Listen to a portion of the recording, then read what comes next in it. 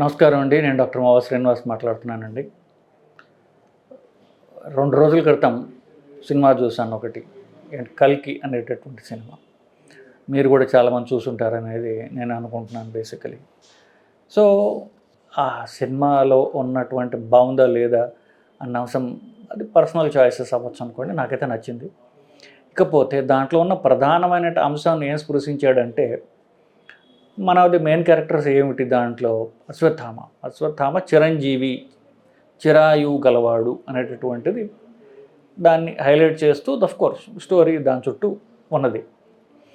So, మనం ఈ విషయం గురించి ఇవాళ మనం ఆలోచిద్దాం.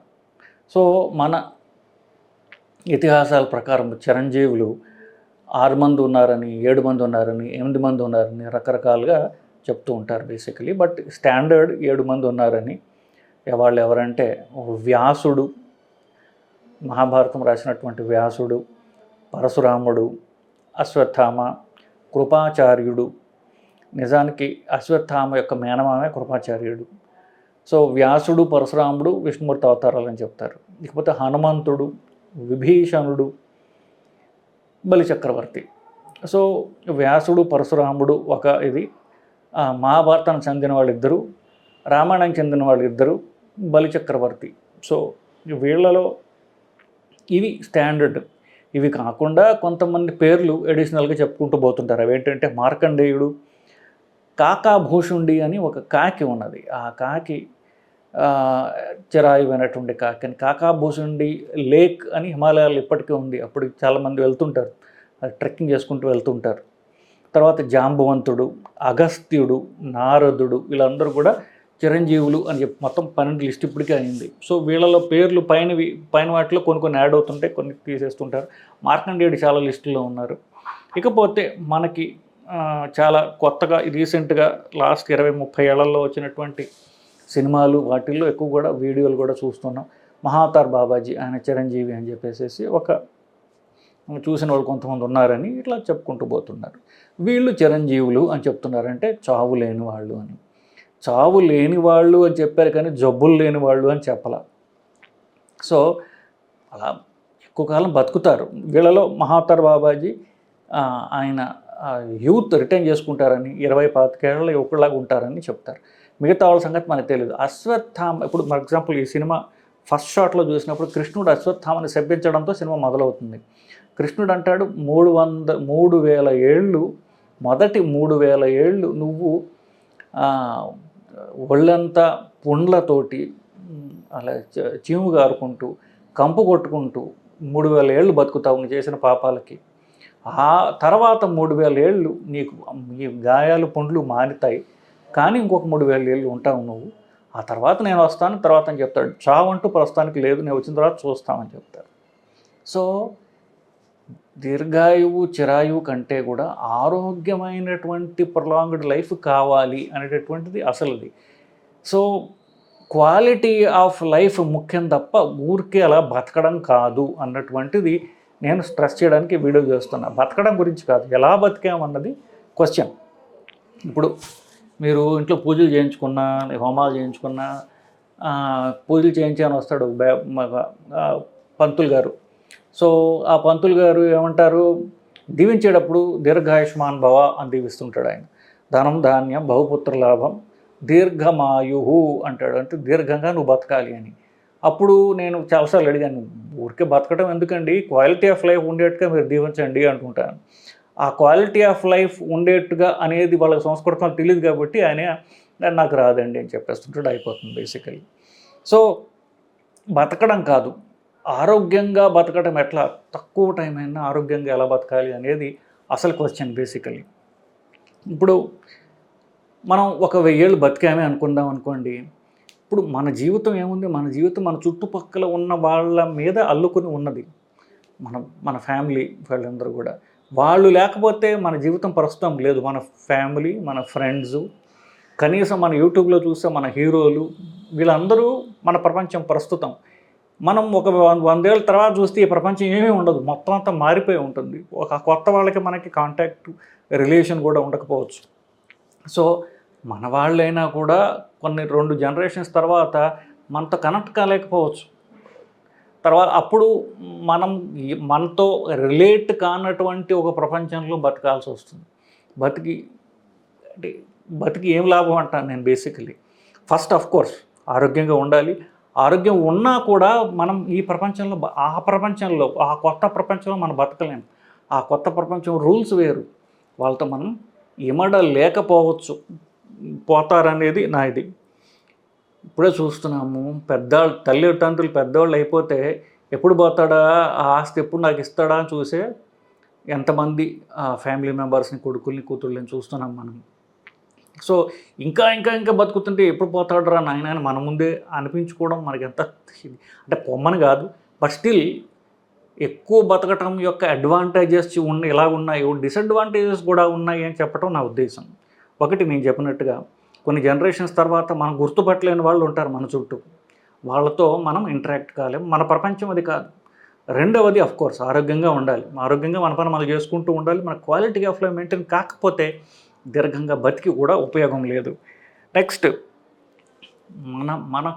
మనల్ని ప్రేమించేవాళ్ళు, మనం ప్రేమించేవాళ్ళు మన ముందే ఒకళ్ళొకళ్ళు పోతున్నారు అనుకోండి, అది మనకు బాధ కలిగిస్తుంది తప్ప మనకు సంతోషాన్ని ఇవ్వదు.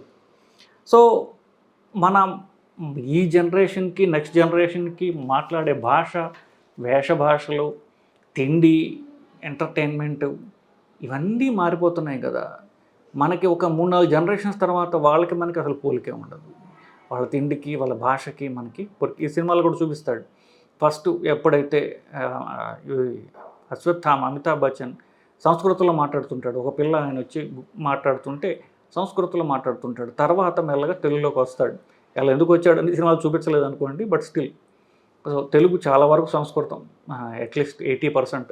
తెలుగులో కొంత ప్రాకృతం కలిపినప్పుడు అది సంస్కృతంలో కొంచెం ప్రాకృతం కలిపితే తెలుగు అవుతుందట. ఇన్ఫ్యాక్ట్ ప్రతి మాటకి కూడా ఒక సంస్కృత పదము, ఒక ప్రాకృత పదము తెలుగులోనే ఉన్నాయి. చంద్రుడు, జాబిల్లి ఇట్లా చెప్పుకుంటూ పోతే చాలా ఉంటాయి అనుకోండి. సో ప్రతి పదానికి ఒక తెలుగు మాట, గ్రాంధిక తెలుగు అంటే ఆల్మోస్ట్ సంస్కృతం ఇలా ఉన్నాయి కదా. సో కోర్స్ ఇది కొంచెం పక్కకి వెళ్తున్నాం అనుకోండి. తెలుగు యొక్క గొప్పతనం గురించి చెప్పడంలో నా ఉద్దేశం బేసిక్లీ.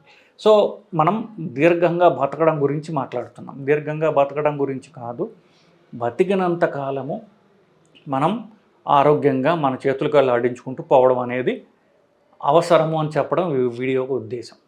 నెక్స్ట్, సో మనం పోవడం ఖచ్చితం. ఏ డాక్టరు మనని పూర్తిగా క్వాలిటీ ఆఫ్ లైఫ్ మెయింటైన్ చేసేటట్టుగా చూడలేడు. చావు అనేది అందరికీ తథ్యము. ఆ రోజు దాకా మనం ఆరోగ్యంగా బతకడం, మన చేతులు కాళ్ళు ఆడించుకుంటూ మన పనులు మనం చేసుకుంటూ, మనని విసుక్కుంటూ మన చుట్టుపక్కల విసుక్కునే అవకాశం కల్పించకుండా మన పనులు మనం చేసుకుంటూ, మన తిండి, మన టాయిలెట్లు, మనం పోతూ ఇలాగా మనం మెయింటైన్ చేసుకోగలిగి సడన్గా పోతే అంతకంటే అదృష్టం లేదు. ఒకటి. నెక్స్ట్, ఇప్పుడు సైన్స్ మీదకి వద్దాం. సో సైన్స్లో చావు అంటే ఏమిటి అన్నారంటే, చావు అంటే కదిలే టైంకి మనం అనుగుణంగా మన శరీరాన్ని మనం మార్చుకోలేకపోవడము. శరీరము టైంకి మ్యాచింగ్గా లేకుండా స్లో అయిపోతూ ఉంటుంది. ఒక టైంకి వచ్చేసరికి మన పరిసరాలతో మనము రియాక్షన్ ఏదైతే ఉందో రియాక్షన్ అంటే మనం ప్రాక్టికల్ లాంగ్వేజ్లో చెప్పాలి అంటే, అంతకుముందు మనం నడిచే స్పీడ్లో మనం నడవలేకపోతున్నాం. అంతకుముందు మనం ఎత్తే బరువు మనం ఎత్తలేకపోతున్నాం. అంతకుముందు చేసేటటువంటి ఫ్లెక్సిబిలిటీ శరీరానికి లేకపోయింది. జాయింట్స్ అన్ని స్టిఫ్ అయిపోయాయి. కొంతమందికి అయితే జాయింట్స్ పాడైపోయాయి. ఇవన్నీ ఏంటి, కాలానుగుణంగా శరీరం మారటం లేదు. ఇది ఒక లెవెల్కి వచ్చేసరికి పూర్తిగా అది ఇంకా నా వల్ల కాదు, చేతులు ఎత్తేస్తుంది. దాన్ని చావు అన్నారు సైన్స్ ప్రకారం బేసికలీ. సో దీన్ని జన్యుపరంగా పరీక్ష చేసి చూశారు వాళ్ళు. మన కణము లోపల న్యూక్లియస్ అని ఉంటుంది, దానిలో క్రోమోజోమ్స్ అని ఉంటాయి, జన్యుపరమైనటువంటివి. అవే జనరేషన్ నుంచి జనరేషన్కి వెళ్ళి పైన జనరేషన్ క్యారెక్టరిస్టిక్స్ తర్వాత జనరేషన్కి తీసుకెళ్ళి వాటిని క్రోమోజోమ్స్ అంటారు. తెలుగు తర్జుమా నాకు తెలీదు, క్షమించాలి. సో ఈ క్రోమోజోమ్స్కి చివర ఒక చిన్న తోకలాగా ఉంటుందన్నమాట. ఈ తోక ఎప్పుడైతే వయసు పెరుగుతూ ఉంటుందో ఆ తోక ఊడిపోతుంది అన్నమాట. సో ఎవరైతే ఎక్కువ కాలం బతుకుతారో వాళ్ళకి అది ఊడదు, టీలోమియర్ అని ఉంటుంది. ఈ క్రోమోజోమ్ చివర ఉన్నటువంటి టీలోమియర్ అది ప్రిజర్వ్ అవుతుంది. దీని మీద కొన్ని ఎక్స్పెరిమెంట్స్ జరిగాయి. నెల రోజుల క్రితము ఒక మనిషిని ఒక సబ్మెరీన్ దాంట్లో పెట్టి భూమికి అంటే సముద్రంలో 90 మీటర్ల కింద ఆయన్ని 3 నెలల పాటు ఉన్నాడు. అతను 3 నెలలు సముద్ర గర్భంలో ఈ సబ్మెరీన్లో ఉంటూ తన పనులు తాను చేసుకుంటూ అక్కడే అట్టిపెట్టారు. ఇంత ప్రెషర్, అంటే ఇప్పుడు సముద్రం కింద వెళ్ళే కొద్దిగా ఆ నీళ్ళ ప్రెషర్ ఉంటుంది కదా, సో ఆ ప్రెషర్లో మానవ శరీరం ఎలా రియాక్ట్ అవుతుంది అన్నటువంటి దాని గురించి పరీక్ష చేస్తున్నారు. ఇన్ఫ్యాక్ట్ మీరు చూసినట్లు పైన ఈదటం మనం మామూలు బట్టలు వేసుకుని పైన ఈదేయగలం, కానీ అది బరువు డెప్త్ పెరుగుతున్న కొద్దికి కూడా ఆ బరువుకి శరీరం తట్టుకోలేదు. వాళ్ళకి కొన్ని స్పెషల్ సూట్స్ కావాలి. ఆ సూట్ వేసుకుంటేనే వాళ్ళు డీప్ డైవర్స్, అంటే సముద్రంలో లోతుగా వాళ్ళు ఈత కొట్టగలరు, ఎక్కువసేపు ఉండగలరు. అలాంటిది ఈ సబ్మెరీన్లో పెట్టి ఇతన్ని 3 నెలల పాటు ఉంచారు. ఈ 3 నెలల పాటు ఉంచిన తర్వాత అతనికి పైకి వచ్చి పరీక్ష చేయగా అతని ఏజ్ స్లో అయ్యింది అని వాళ్ళు కనుక్కున్నారు. ఎలా కనుక్కున్నారంటే ఇది అన్సైంటిఫిక్గా నేను ఏదో లూజ్గా చెప్పడం గురించి కాదు. అతని క్రోమోజోమ్స్ తీసి పరీక్ష చేయగా టీలోమియర్స్ అనేటటువంటివి పొడుగయ్యాయి. ఇది ఏంటంటే అన్ఈక్వివోకల్గా, అంటే మనం వాదించడానికి అవసరం లేకుండా ఉన్నటువంటి సత్యం ఇది బేసికలీ. సో అది ఒక అద్భుతం అని ఎందువల్ల అయింది అని చెప్పేసి అడుగుతున్నారు. ఎందుకంటే జస్ట్ 1 మంత్ క్రితం చేసిన ఎక్స్పెరిమెంట్ ఇది. Harrison's principles of internal medicine అనే పుస్తకం, దానిలో వాళ్ళు ఫస్ట్ స్టేట్మెంట్ ఏమి ఇస్తారంటే మనిషికి తెలిసినటువంటి మందులన్నిటిలో కూడా మన శరీరాన్ని ప్రిజర్వ్ చేసేది, వయస్సును స్లో చేసేది ఏమన్నా ఉంది అంటే అది తిండి తీసుకోకపోవడం, క్యాలరీ రెస్ట్రిక్షన్, ఉపవాసము. మనిషికి ఆరోగ్యం తెచ్చేదే కాకుండా జీవన పరిమాణాన్ని పెంచేది, వయస్సుని పెంచేది ఉపవాసము అంటున్నారు. సో మనం తినే తిండి తక్కువ చేసుకోవాలి, ఉపవాసం ఎలా ఎక్కువ రోజులు చేయగలగాలి అనేటటువంటి స్కిల్ మనం అలవాటు చేసుకోవాలి. ఇది ఒక రోజులో వచ్చేది కాదు, కొన్ని ఏళ్ల తరబడి చేయాలి. అంటే ముందు ఒక పూట అన్నం మానాలి, తర్వాత 2 పూటలు అన్నం మానాలి, ఒక రోజంతా అన్నం లేకుండా మనం ద్రవ పదార్థాల మీద ఉండడం, తర్వాత మంచినీళ్ళ మీద ఉండడం, అట్లా మన శరీరాన్ని తిండికి అవసరం లేకుండా మనం అలవాటు చేయగలిగితే మన శరీరం బరువు తగ్గుతాం, శరీరంలో ఉన్న చెత్త పోతుంది, శరీరానికి ఆరోగ్యం పెరుగుతుంది. తర్వాత నిన్నే చూశాను ట్విట్టర్లో ఒక నేచర్ అనేటటువంటి అద్భుతమైన సైన్స్ మ్యాగజైన్లో స్టడీలో వాళ్ళు రాసింది ఏంటంటే వాళ్ళు కనుక్కున్న వాటిలో వాళ్ళు చుంచుల మీద చేశారు పరీక్ష. ఎలుకలు చుంచులు అంటే అంతకంటే చిన్నది, తెల్లది. సో వాటిలో వాళ్ళు కనుక్కున్నది ఏంటంటే ఏ ఎలుకలతో వీళ్ళు రెగ్యులర్గా ఎక్సర్సైజ్ చేయిస్తున్నారో ఆ ఎలుకలు మిగతా ఎలుకల కంటే ఎక్కువ కాలం బతికింది. ఇది కూడా వాళ్ళ క్రోమోజోమ్స్ మీద, టీలోమియర్స్ మీద స్టడీ చేసి చెప్తున్నారు. సో కణాల్లో వాళ్ళు మైక్రోస్కోప్లో పరీక్ష చేసి చెప్పింది. సో అన్నము తినకపోవడము, ఉపవాసం ఉండడము, ఎక్సర్సైజ్ చేయడము, ఈ 2 కూడా మనకి ప్రస్తుతం ఉన్న వాటిల్లో ఆరోగ్యంగా ఎక్కువ కాలం బతకడానికి ఇది తప్పని డెఫినెట్గా పనిచేసే ఉపాయాలు బేసికలీ.